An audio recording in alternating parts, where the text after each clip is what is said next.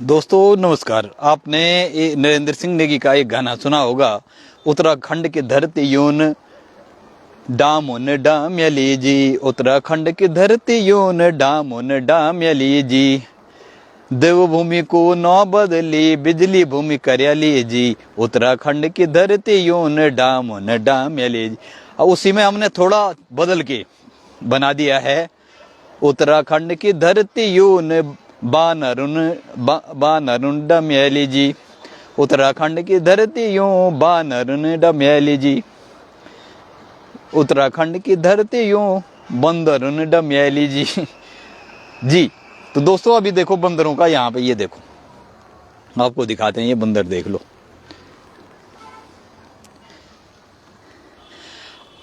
अब ये बंदर कोई बोल रहे हैं कांग्रेस के हैं, कोई बोल रहे हैं बीजेपी के हैं, कोई बोल रहे हैं ये सपा बसपा के हैं, कोई बोल रहे हैं निशंक ने भेजे, कोई बोल रहे खंडोड़ी ने भेजे, कोई बोल रहे हैं एनडी तिवारी ने भेजे, कोई बोल रहे हैं हरीश रावत ने भेजे, कोई बोल रहे हैं ये सपा बसपा ने मुलायम और मायावती ने भेजे, और कोई बोल रहे हैं ये कांग्रेस के बंदर हैं, कोई बोल रहे हैं बीजेपी के हैं, कोई बोल रहे हैं अन्य पार्टियों के बंदर हैं, और कोई कह रहे हैं कि ये जो बंदर हैं ये कलयुगी बंदर हैं, कोई बोल रहे हैं कुंभ के बंदर हैं। ये बंदर हैं पर हैं कहाँ के, ये आज तक समझ में नहीं आ रहा। यानी बंदरों में भी विभाजन हो चुका है जी।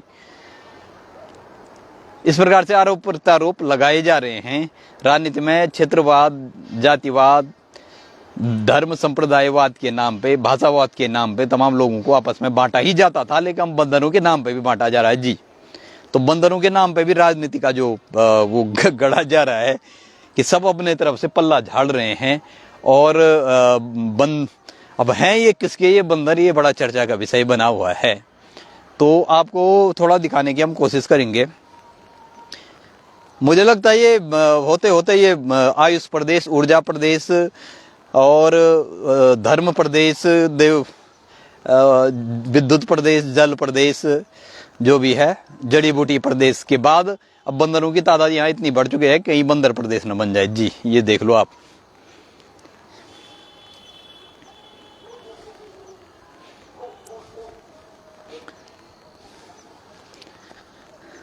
तो छिन गएगा छनी बांदर बोला। इस बांदर भी आरोप प्रत्यारोप का विषय, चर्चा का, राजनीति का विषय बन चुका है। ये बंदर हैं पर हैं किसके, ये सब एक दूसरे पल्ला अपना पल्ला झाड़ने हैं, एक दूसरा पर छिन आरोप लगाना, यो बनू तू का छिन, यो बनू हम फलाना छोड़िन, कांग्रेस छोड़िन, कोई बना बीजेपी छोड़िन, कोई बना ये जवार उत्तराखंड नहीं बनी छो बल, तो तवार मायावती तवार भी कुंभ हुए छो बल सन 2000 में हुए बोल। हाँ तबार भी बल हरिद्वार कुंभ में हुए छो बल, तबार भी बल मुलायम सिंह सरकार रे जो भी रे बोलते से पहले भी कुंभ हुए छो बल मायावती, तबार भी एन बली बांदर। तो पहाड़ी क्षेत्रों में ये बांदर नहीं बन था, आक्रामक बांदर नहीं बन था ना। अब इतना खतरनाक बांदर हुए पहाड़ी क्षेत्रों में हूँ कि तू दर्शन बना देसी बांदर से बल से यगा जन पलायन करना उन्द देसी से नियोग मन की भी होना, व्यापार व्यवसाय कन पहाड़ों में, और तनी बांदर भी से होना, मतलब पहाड़ का पानी और पहाड़ की जवानी तो बाहर पलायन कर रही है। और जो बाहर के लोग हैं वो अच्छा व्यापार व्यवसाय जमा रहे हैं। यहाँ उत्तराखंड की जमीन बड़े मात्रा में बाहर के लोगों ने खरीद ली है, बाहरी क्षेत्रों से, बाहरी प्रदेशों, यहाँ से विदेश से आके भी कोई यहाँ जमीन खरीद रहा है, वो बात अलग है। और यहाँ के लोग पलायन कर रहे हैं। अब यहाँ बंदर इतने हो रहे हैं कि वो बंदर भी बाहर से आ रहे हैं। बोला गया है कि वो कुंभ वगैरह में छोड़े गए हैं, या क्योंकि ये पहाड़ के जो बंदर होते थे ना, गढ़वाली बंदर, इस समय हम उत्तराखंड के गढ़वाल क्षेत्र में, रुद्रप्रयाग, तिलवाड़ा, सुमाड़ी, तो पहले जो गढ़वाल में जो बंदर होते थे वो आक्रामक नहीं होते थे, वो घरों के आसपास नहीं आते थे, वो जंगलों तक या खेत खलिहानों तक सीमित रहते थे। लेकिन जो अब के बंदर हैं ना, वो घरों में भी आ रहे हैं, हमला राहगीरों पे चलते, राहगीरों पे बिना वजह हमला भी कर रहे हैं, और क्या कहा जा सकता है, बहुत कुछ कर रहे हैं। वो घर में घुस के भी पीट रहे हैं, लोगों को भी पीट रहे हैं वो। अब कुकुर तो तू सामने चल दी नहीं ना, कुकुर तो यानी स्थिति चाहिए कि कुकुर यानी फंजवल नहीं दून, कुकुर तो दुम दम है फोन भाग जाना, ये स्थिति चाहिए। कुकुर तो तू और खराब स्थिति करी। अब मैं देखी विभाजन थी भाई, मैं तो डोनो छो तू देखी, पर से तू तभी जन का पता चली बोली अब वीडियो चन बढ़नी में हमारी है। अब देखने अंज जैन पर जैन कक्षन से है। तो ये जो विभाजन की जो तमाम क्षेत्रवाद, जातिवाद, धर्मवाद, भाषावाद, संप्रदायवाद, क्षेत्रवाद के नाम पे आदमी आदमी को बांटा गया है, भाई भाई को बांटा गया है, परिवार परिवार को बांटा गया है जी। अब बंदरों के नाम पे भी एक जो विभाजन है, बंटवारा है, आरोप प्रत्यारोप का, एक दूसरे पे आरोप मढ़ना वो शुरू हो चुका है बंदरों के नाम पे भी कि ये बंदर हैं, पर हैं किसके।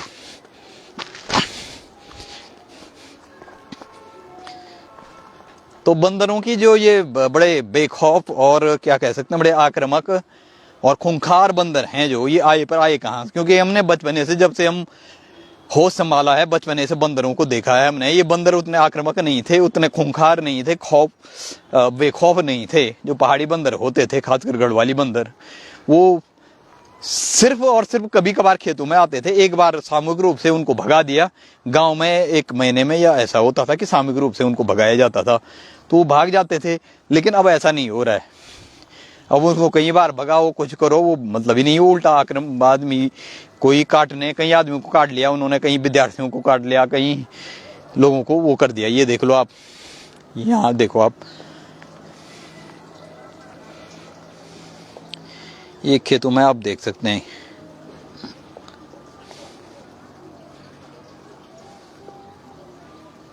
ये छतों में भी हैं, खेतों में भी हैं।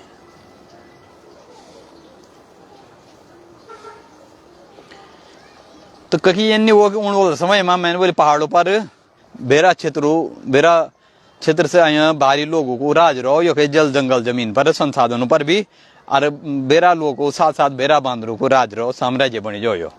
ये भी स्थितियां हैं, खतरनाक स्थितियां हैं। अब आपको क्या बोलना है। चाहे वो यहाँ का जो अस्थायी भू कानून है वो नहीं है, जो यहाँ का मूल निवास है उसकी कोई वैल्यू नहीं है।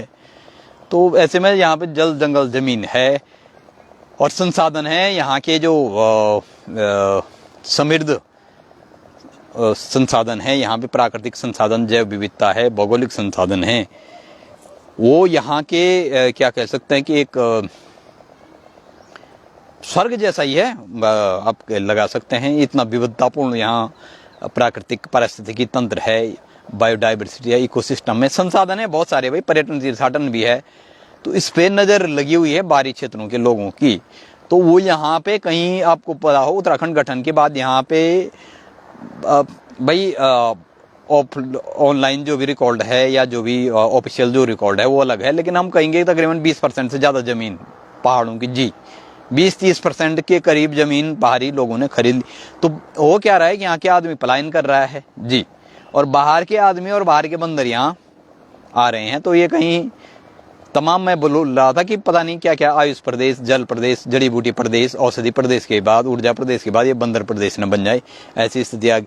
अभी मेरे कल कहीं पर चर्चा चल रही थी, तो वो बता रहे थे कि सरकार को एक बंदर नियंत्रण विभाग बनाना चाहिए, और बंदर भगाओ और बंदर नियंत्रण मंत्रालय, बंदर भगाओ और बंदर नियंत्रण विभाग बनाना चाहिए, और उसमें बाकायदा, जी उसमें बाकायदा भर्ती करनी चाहिए उनकी, बंदर भगाओ मंत्री, बंदर भगाओ अधिकारी, बंदर नियंत्रण, या बंदर नियंत्रण बोर्ड की स्थापना करनी चाहिए। जो भी करें, जिस रूप में करें, ऐसी स्थिति। हाँ जी, ये इतनी विकट स्थिति है। ये घर की समस्या नहीं है, एक परिवार की, एक आदमी की समस्या नहीं है, ये पूरे क्षेत्र की समस्या बन चुकी है, पूरे गढ़वाल की विकराल समस्या है। ये दिन प्रतिदिन बढ़ रही है, और आप देख सकते हैं ये बांदरों ने कैसे तबाही मचा रखी है। आप देख लो, ये खेत में देख लो आपको अभी यहीं पे बंदर थे, मेरे आने के बाद उनको भी पता चल गया होगा, उन्होंने खेतों को कैसे नुकसान पहुंचा रखा है, ये देख लो आप।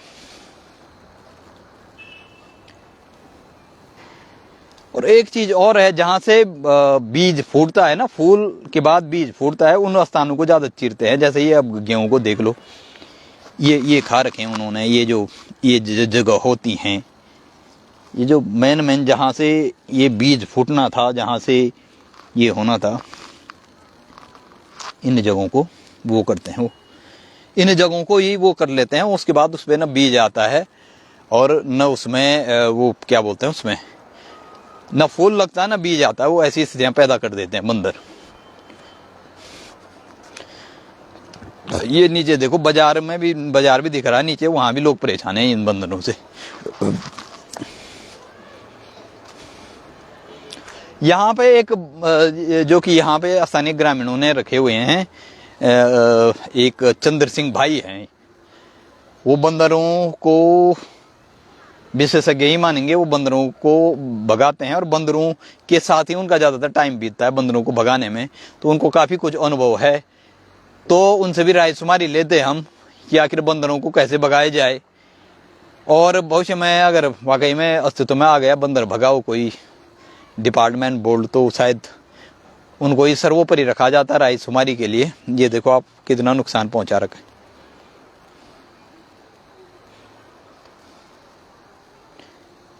थोड़ा करीब से भी दिखाने की कोशिश करता हूं मैं। ये देख लो आप,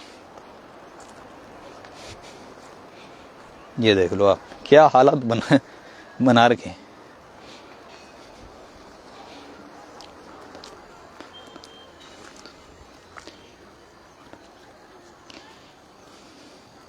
ये देख लो आप क्या नुकसान कर रखा है उन्होंने यहाँ। ये देख लो, ये देख लो, ये हाल कर रखे उन्होंने। ये देख लो,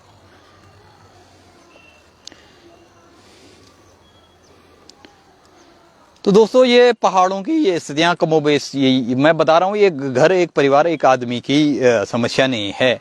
ये बंदर, सूअर और जो लंगूर हैं उनकी परेशानियाँ, लेकिन बंदरों की तो कुछ ज़्यादा ही है, क्योंकि लंगूर और सूअर है वो खेतों तक ही सीमित है, लेकिन बंदरों की स्थिति है जो घर में साग सब्जी है, क्यारियाँ हैं, वो उनको भी खत्म कर रहे हैं, तहस नहस कर रहे हैं।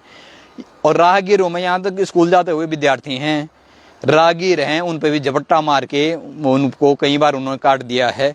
बंदरों के काटने के बाद कई बार ऐसे वायरस घुस जाते हैं कि वो आदमी के शरीर के लिए बहुत खतरनाक भी साबित होते हैं, और वो एक फोड़ा, एक घाव, एक नासूर बनने में देर नहीं लगती। कहीं तो इसलिए ये आ गए बंदरों के काटने से मर गए जी, मतलब ये जान का भी खतरा बना हुआ है, जान जोखिम में डालने वाली स्थितियां हैं, जान भी जा सकती है आपको, ऐसी स्थितियां हैं।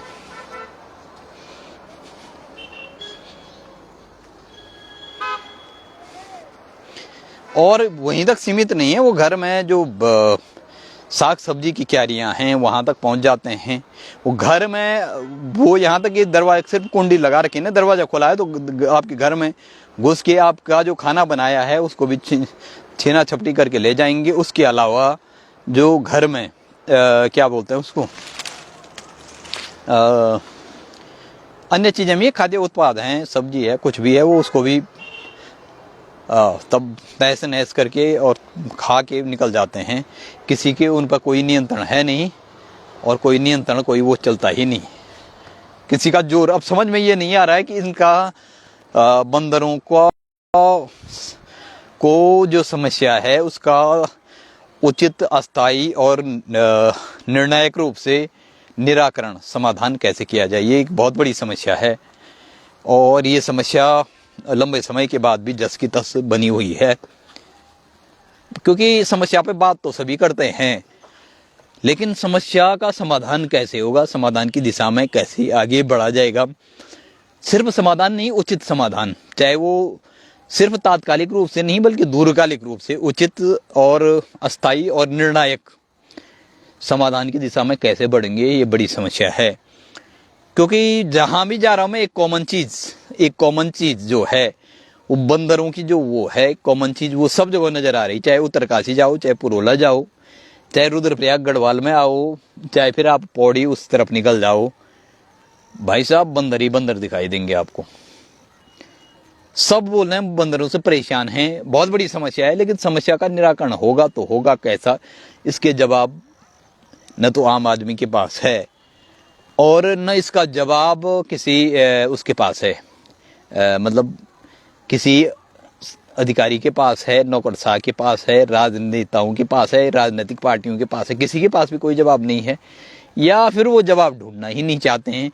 क्योंकि भाई ये किसी एक, जैसे ये किसी एक परिवार, एक व्यक्ति की समस्या, एक आदमी की समस्या नहीं है, एक क्षेत्र की समस्या नहीं है, एक गांव की समस्या नहीं है, उसी प्रकार से इसका समाधान भी सिर्फ एक आदमी के द्वारा नहीं हो सकता है, एक परिवार के द्वारा नहीं हो सकता है, या सिर्फ एक गांव के द्वारा नहीं हो सकता है। इसका सम्मिलित रूप से समाधान के लिए सभी लोगों को एक आपस में रायशुमारी करनी पड़ेगी, विचार विमर्श करना पड़ेगा, आपस में एक समन्वय बनाना पड़ेगा, विचार मंथन करना पड़ेगा, सोच विचार करना पड़ेगा और उसके बाद अस्थायी समाधान की दिशा में आगे बढ़ना पड़ेगा, तभी कोई नतीजा निकलेगा। कहते हैं जब मथनी मथेगी, बार बार मथेगी, तो उसी के बाद जो मक्खन निकलता है, बताते हैं जब दूध फटता है फिर दही बनती है, फिर उसको जब मथा जाता है फिर मक्खन बनता है, उसको गलाया पिघलाया जाता है, उसके बाद ही घी निकलता है। उसी प्रकार से जैसे एक कोयला, जैसे ही कोयले और उसमें जब खानों से निकाला जाता है तो हीरे और कोयला लगभग समान होता है, लेकिन जब उसको तलाशने के बाद तराशा जाता है, उसमें नक्काशी की जाती है, तो तब वो हीरे के रूप में अपनी चमक बिखेरता। नतीजा भी ऐसे ही होता, विचार मंथन जब होगा तभी समाधान। एक आदमी से के मन में जब सारे लोगों का माइंड, सारे लोगों का सोच विचार किसी दिशा में काम करते हैं, तो फिर कोई एक ऐसा ठोस समाधान, प्रभावी और अस्थायी और निर्णायक समाधान निकल के आते हैं कि उससे कोई भी, किसी दुनिया की कोई भी समस्या हो, जी किसी भी प्रकार की समस्या हो, उसका समाधान हो सकता है। खासकर सामूहिक और संगठनात्मक जो कार्य मुद्दे होते हैं, चुनौतियां होती हैं, दुश्वारियां होती हैं, विसंगतियां होती हैं, उनको निपटने के लिए सामूहिक प्रयास ही जरूरी हैं।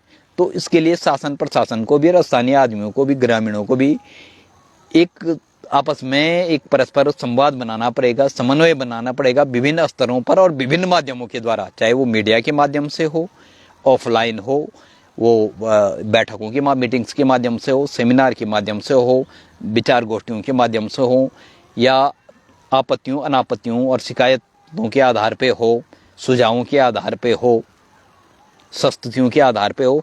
तो जब परस्पर विचार विमर्श करेंगे तब उसके बाद सही नीतियां बना पाएंगे, और सही नीतियों का क्रियान्वयन तभी आगे किया जाएगा। क्योंकि भाई लोकतंत्र में अगर कार्यपालिका, न्यायपालिका, व्यवस्थापिका है, अगर वो आम जनमानस की लोकतंत्र के तमाम जगहों में सहभागिता, सहयोग, सहभागिता, सहकारिता नहीं बढ़ाएगी, या जन सहभागिता ज़्यादा से ज़्यादा नहीं होगी, तो फिर किसी चीज़ का अस्थायी समाधान निकलना बहुत मुश्किल हो जाता है।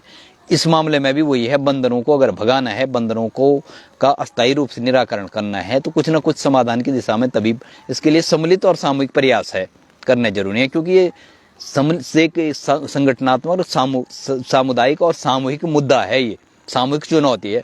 तो इससे निपटने के लिए सामूहिक प्रयास ही करने पड़ेंगे, तभी जाके इसका अस्थायी निदान हो पड़ेगा। सिर्फ ये बोलने से कुछ नहीं होगा। ये कांग्रेस के बंदर हैं, ये बीजेपी के बंदर हैं, ये सपा या बसपा के बंदर हैं, ये कुंभ के बंदर हैं, या कलयुगी बंदर हैं, या सिर्फ ये बोलने से काम नहीं होगा कि ये निशंक के मुख्यमंत्री रमेश पोखरियाल निशंक के समय भेजे बंदर हैं, ये खंडोड़ी, भुवन चंद खंडोड़ी के टाइम पे भेजे गए बंदर हैं, ये हरीश रावत के समय भेजे गए बंदर हैं, एनडी तिवारी के टाइम पे भेजे गए हैं, मुलायम या मायावती के टाइम पे भेजे गए बंदर। ऐसे आरोप प्रत्यारोप लगाने से कुछ होगा नहीं, बल्कि इस पर कोई ठोस कार्य नीति, कार्य योजना बनाने, विचार विमर्श करने के बाद हम सही समाधान की दिशा में आगे चल पाएंगे, जा पाएंगे। तो बहरहाल एक अच्छी सी जगह पे हम हैं मौजूद, और आप देख सकते हैं सुमाड़ी, ये भरदार क्षेत्र का एक प्रतिष्ठित गांव है और प्रसिद्ध गांव है, उसी पे हम मौजूद हैं।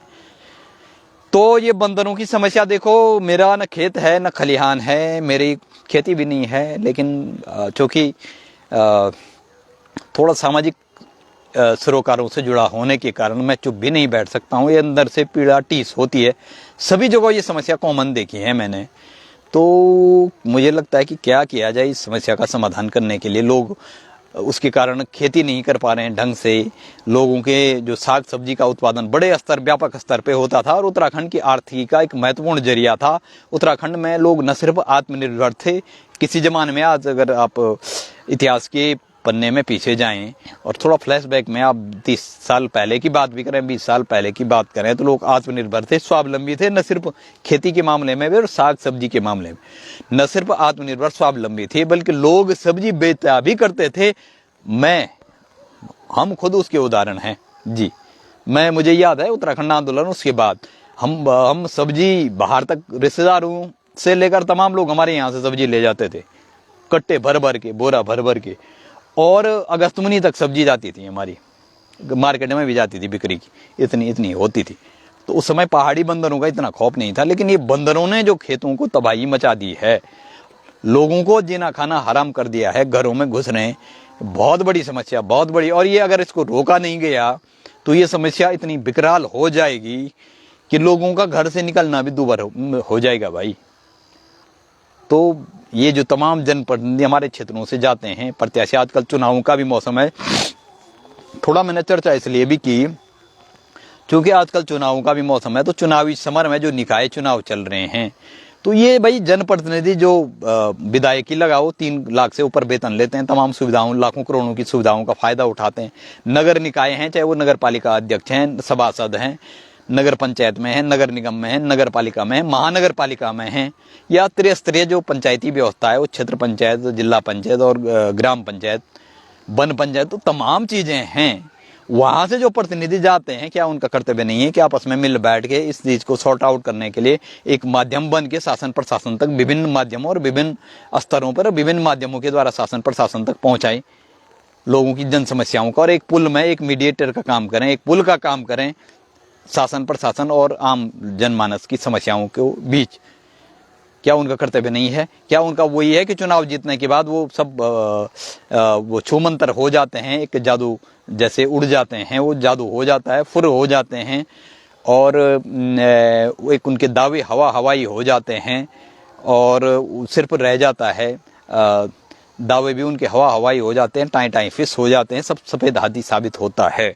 तो क्या उनका दायित्व नहीं है? क्या उनका कर्तव्य नहीं है? क्या सिर्फ उनको अधिकार मिले हैं, उनका दुरुपयोग करना ही उनका अधिकार रह गया है, या उनको कर्तव्य और दायित्वों की भी कोई समझ है? या जनता जनार्दन ही क्यों ऐसे लोगों को चुन के भेजती है? ये बड़ा सवाल है, जो देश को करोड़ों अरबों खरबों का चूना लगा रखे हैं। इस उत्तराखंड के जल जंगल जमीन माटी को, यहाँ की आन बान शान अस्मिता को, यहाँ की संस्कृति सभ्यता को बेचने पे, नीलाम करने पे, और सत्ता सियासत की और देश के संसाधनों की दलाली के बाद उसकी नीलामी पे उतर आए हैं। उन्हीं लोगों को क्यों चुन के भेजा जाता है जब उन्होंने कुछ समस्याओं? इसका मतलब यह है कि सारी दौड़ व्यक्तिगत संकीर्ण क्षुद्र और कुछ स्वार्थों के लिए है। सारी राजनीति और राजनेताओं की दौड़ या राजनीतिक पार्टियों की दौड़ सिर्फ अपने पद प्रतिष्ठा और अपने संसाधनों को बनाए रखने के लिए है। यानी किस्सा कुर्सी का, एक आपने फिल्म भी देखी होगी, सीरियल भी देखा होगा, किस्सा कुर्सी का, सिर्फ कुर्सी के लिए ही दौड़ है ये, और कुछ नहीं है। और नहीं तो क्या है? नहीं तो ये सारे दिन क्यों देखने पड़ते? अब ये देखो आप, इतने सारे खेत हैं यहाँ पे, और ये बंदरों ने ऐसी तबाहियां मचा रखी इन खेतों में। तो भाई लोगों ने कितने प्यार से, यहाँ पे गढ़वाली में बोलते हैं शेरा होते हैं, शेरा, अच्छी खेती होती है। ये देख लो आप, यहाँ पे जमीन, अच्छी जमीन है, अच्छी खेती होती है, लेकिन बंदरों ने क्या तबाही मचा रखी है आप देख लो। ये देख लो आप,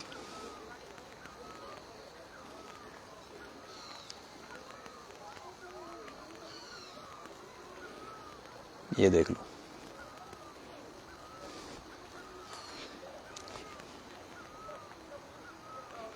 अब कहां तक दिखाएं आपको?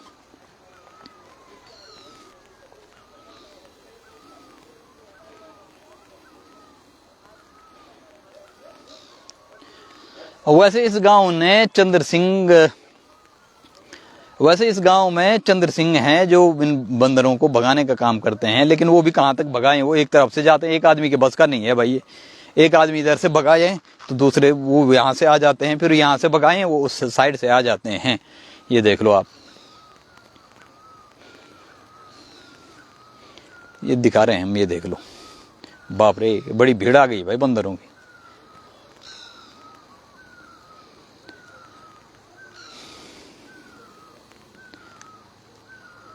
तो दोस्तों आप तय करें ये बंदर किसके हैं? ये सिर्फ बोलने से काम नहीं चलेगा। ये कांग्रेस के हैं, ये बीजेपी के हैं, ये समाजवादी पार्टी के हैं, बसपा के हैं, अन्य पार्टियों के हैं, कुंभ के बंदर हैं।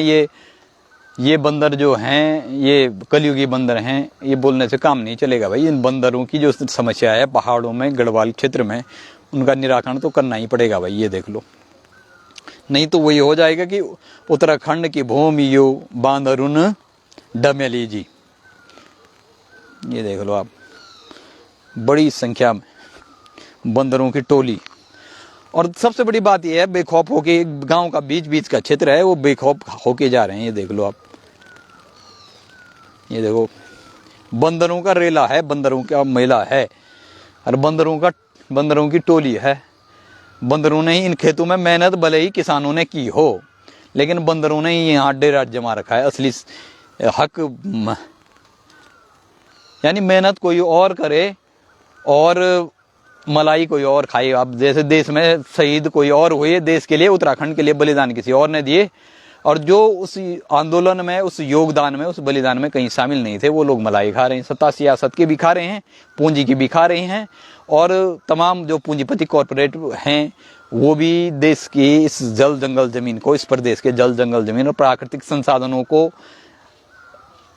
की नीलामी करके, और सत्ता सियासत की भी, और राजनीति और लोकतंत्र की भी दलाली करने के बाद उसकी नीलामी करके उन्होंने लोकतंत्र को ही एक तमाशा बना दिया है, लोकतंत्र का ही तमाशा बना दिया है, लोकतंत्र पर ही तमाचा मार दिया है। और एक लोकतंत्र को उस थोपे गए लोकतंत्र में भीड़ तंत्र, नोट तंत्र, वोट तंत्र तक ही सीमित कर दिया है। उसके मतलब मायने ही कुछ नहीं रह गए हैं कि वास्तविक। तो सवाल ये उठता है कि वास्तविक लोकतंत्र और वास्तविक आज़ादी, वास्तविक संविधान है तो है किसके लिए, इसका फायदा मिलता किसको है, किसके लिए नीतियां बनाई जाती हैं, ये बड़ा सवाल है।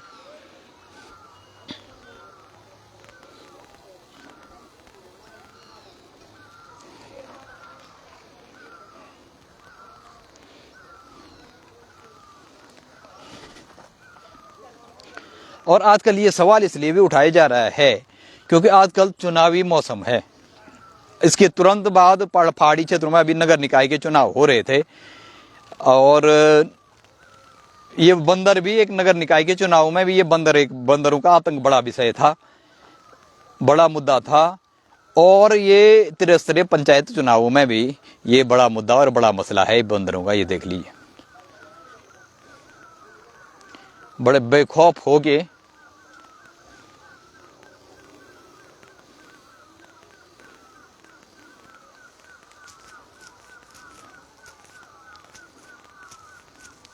तो दोस्तों इनका निराकरण कैसे होगा, ये एक बहुत बड़ा समस्या। दिन प्रतिदिन बोलते हैं कब घाव फोड़ा बन जाए, कब फोड़ा नासूर बन जाए, और कब नासूर कैंसर में तब्दील होके लाइलाज होके जानलेवा बन जाए या आत्मघाती बन जाए, कुछ कहा नहीं जाता है।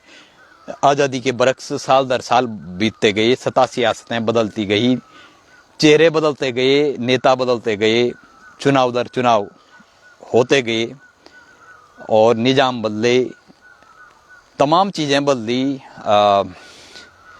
और तारीखें बदली, समय काल परिस्थितियाँ बदली, साल दर साल बदले, लेकिन नहीं बदला तो ये सब मंजर जो हम आपको दिखा रहे हैं, आम आदमी की दुश्वारियाँ, आम आदमी की परेशानियाँ नहीं बदली।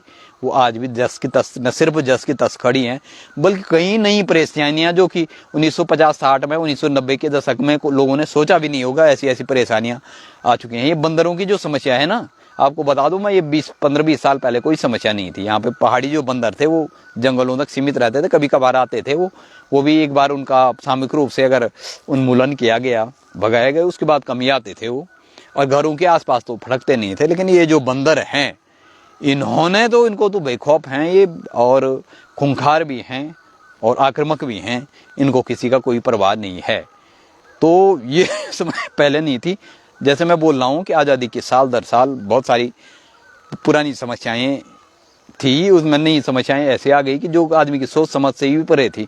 ये बंदरों की समस्या 20 साल पहले कोई सोच भी नहीं सकता था कि ऐसा भी होगा। अब इसका नतीजा क्या हो रहा है कि पहाड़ों की जो बेटी बारियाँ हैं, यानी बहुएँ हैं, बेटियाँ हैं, महिलाएं हैं, वो भी अब बता रही हैं कि हमने खेती क्यों करनी है, हमने साग सब्जी का उत्पादन क्यों करना है, क्योंकि बंदर, सुअर बंदर हैं, लंगूर हैं, वो तो कुछ नहीं रख रहे हैं। तो अब क्या किया जा सकता है, ये सोचने वाली बात है।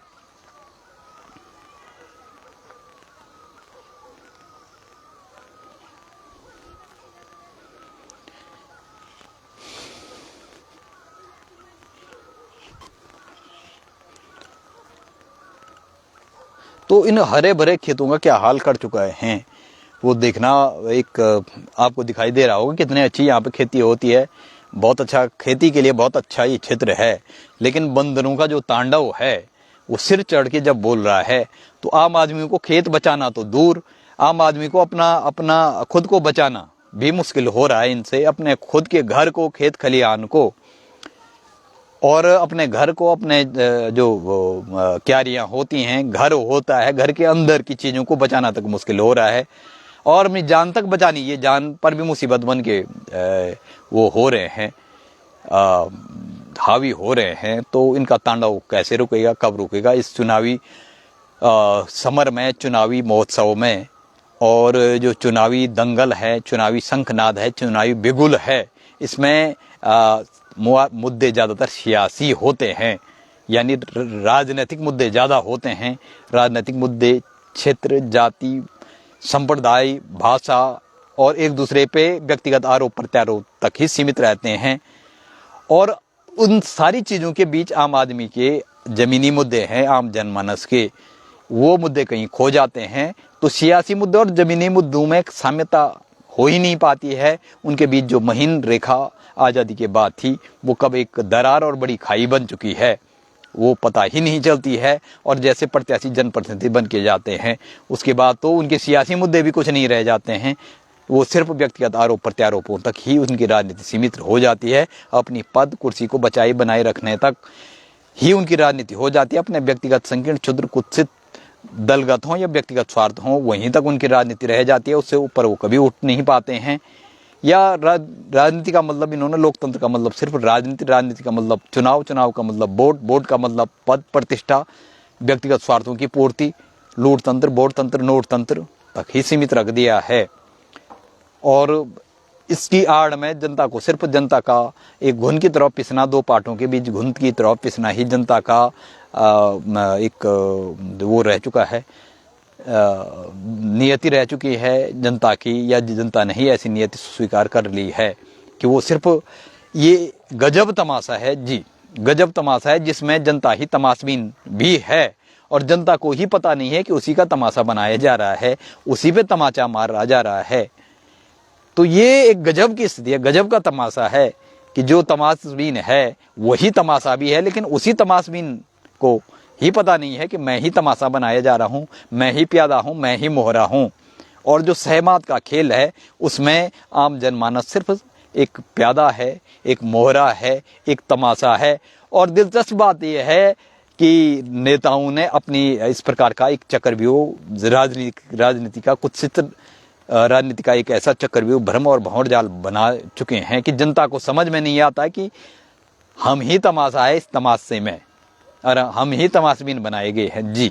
तो सवाल कई हैं, कई चीज़ें हैं, तमाम चीज़ों पे हमारा पोस्टमार्टम लगातार जारी रहेगा।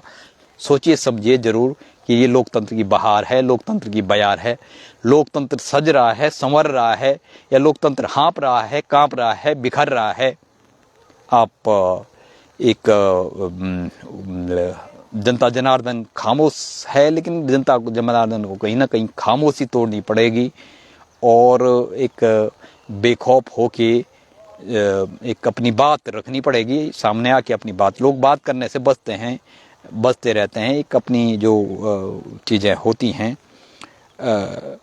वो सामने रखनी पड़ेंगी किसी न किसी रूप में, और आगे आना पड़ेगा तमाम मुद्दों पे। तभी बात करने से ही बात बनेगी, बात रखने से ही बात। डरने से तो भाई कुछ काम तो चलेगा नहीं। ये समस्याएं जस की तस बनी रहेंगी, ये कहीं सॉर्ट आउट होंगी नहीं। तो सॉर्ट आउट नहीं होंगी तो फिर बात करने से परहेज और बात करने से गुरेज न करें, बात करें। और हमारा भी तमाम जनता जनार्दन से भी हमारा गुजारिश है कि, और अनुरोध है कि आप इन तमाम चीज़ों पे एकजुट, एक मत हो के एक मंच पे आएँ। अपने व्यक्तिगत मतभेदों को एक तरफ दरकिनार करते हुए, पूर्वाग्रहों, पूर्व अवधारणाओं, दुराग्रहों से दूर रहते हुए सामुदायिक और संगठनात्मक मुद्दों के लिए एकजुट, एक मत हो के एक मंच पे आइए। और इस लोकतंत्र को, वास्तविक लोकतंत्र को बचाए बनाए रखने के लिए, वास्तविक आज़ादी को, वास्तविक जो मानवता है, नैतिकता है, उसको बचाए बनाए रखने के लिए अपना अमूल्य योगदान दें, प्रत्यक्ष रूप से भी, अप्रत्यक्ष रूप से भी। और जिन्होंने इस देश का तमाशा बना दिया है, जनता को भी तमाशा और तमाशबीन बना दिया है, और जिन्होंने कहीं अपने नकाबों के पीछे कहीं नकाब को ओढ़ के जनता को भ्रमजाल, भंवर जाल में और चक्रव्यूह में, राजनीतिक दुष्चक्र के चक्रव्यूह में फंसा दिया है, उनके नकाबों को हटाकर उनको बेनकाब भी जनता ही करेगी, जनता जनार्दन ही करेगी। जिनके कहीं मुखौटे हैं, मुखौटों के पीछे भी कहीं चेहरे हैं, कहीं मुखौटे हैं उनका, और पर्दे के पीछे रह के भी जो तमाम काम करते हैं, तमाम ये जो लूट मचा रखी है उन्होंने संसाधनों की, और जो उनको भी उनका पर्दाफाश भी और उनका नकाब भी जनता जनार्दन ही हटा सकती है। तो एक और मुद्दे के साथ हम जल्द हाजिर होते हैं। शाम का वक्त है और शाम धीरे धीरे जैसे जैसे आप देख रहे हैं गुलाबी सर्दियों का हम भी आनंद ले रहे हैं, लेकिन कुछ दुश्वारियां हैं, चुनौतियां हैं, लेकिन बहारें फिर भी आएंगी और उसके लिए प्रयास करना पड़ेगा, तभी कुछ होगा। जय हिंद, जय भारत, वंदे मातरम, जय देवभूमि, जय उत्तराखंड, जय केदार, जय बद्री विशाल के साथ हम जल्द हाजिर होते हैं। नमस्कार।